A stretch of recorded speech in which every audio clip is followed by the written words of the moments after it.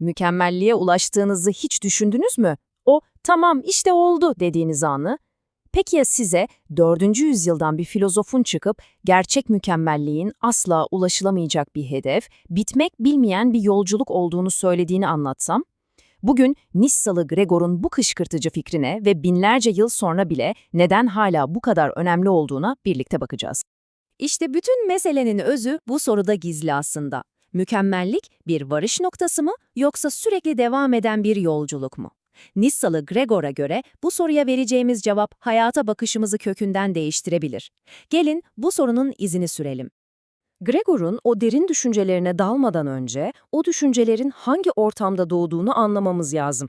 Şöyle bir gözünüzde canlandırın. 4. yüzyıl Roma İmparatorluğu.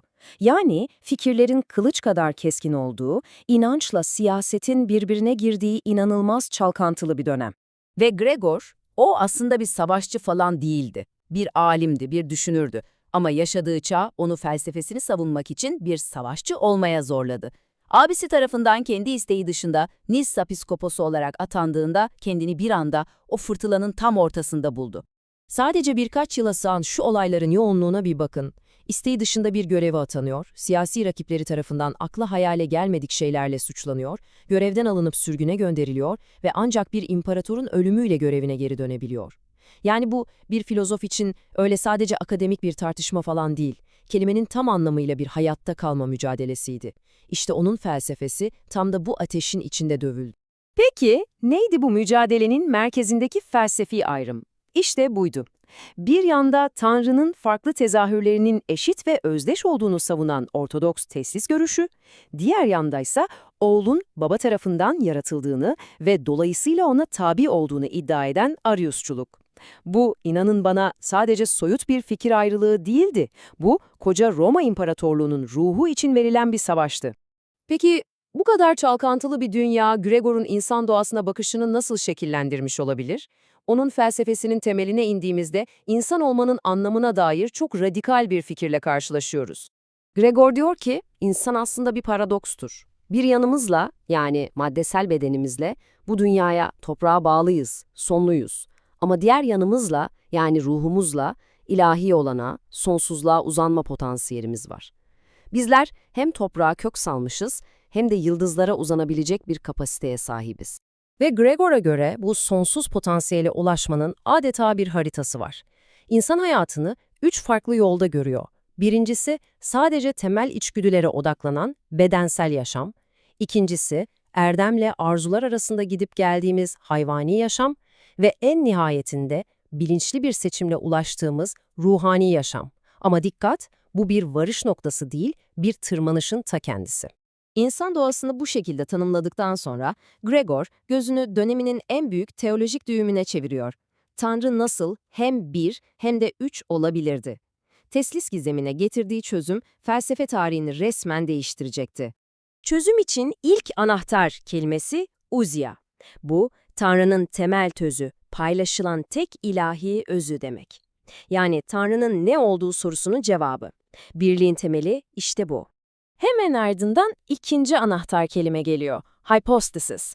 Bu da o tek özün içindeki farklı kişilikleri, yani baba, oğul ve kutsal ruhun ayrı varoluş biçimlerini açıklıyor. Bu da Tanrı'nın kim olduğu sorusunun cevabı, yani farklılığın temeli. İşte Gregor'un dehası tam da bu tabloda ortaya çıkıyor. Çözümü hem çok zarif hem de çok güçlüydü. Tek bir ilahi ne, yani ousia ve bu özün içinde var olan 3 farklı kim, yani hypostasis. Bu formül Ariusçuluk tartışmasına öyle güçlü bir entelektüel cevap verdi ki, Hristiyan teolojisinin temel direklerinden biri haline geldi. Ama Gregor'un mirası sadece bu teolojik formüllerden ibaret değil. Onun asıl devrimci fikri tüm bu düşüncelerinin ulaştığı zirve noktasıydı, mükemmellik ve hayatın amacına dair hepimizi sarsacak bir kavram.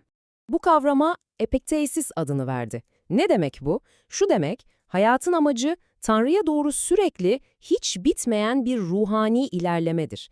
Yani mükemmellik bir durum değil, bir süreçtir. Daimi bir ilerleme, sonsuz bir arayıştır. Şu sözlerin gücüne bir bakın.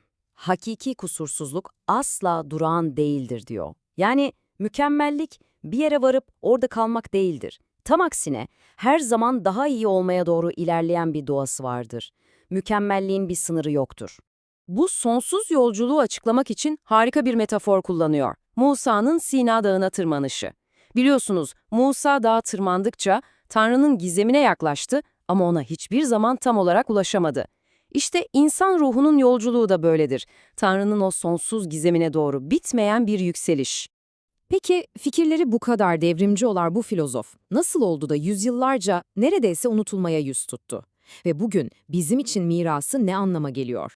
Evet, Batı'da yüzyıllarca büyük ölçüde göz ardı edildi ama Gregor'un mirası 20. yüzyılda adeta yeniden doğdu.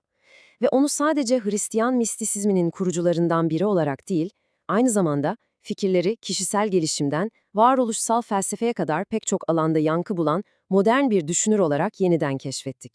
Ve böylece en başta sorduğumuz o soruya geri dönüyoruz. Gregor'un bize bıraktığı en büyük hediye belki de bu sorunun ta kendisidir. Eğer mükemmellik bir varış noktası değilse, o zaman başarıyı nasıl tanımlayacağız? Belki de hayatın asıl amacı bir hedefe varmak değil, yolculuğun her adımında büyümeye, ilerlemeye devam etmektir. Bitmeyen bir yürüyüştür.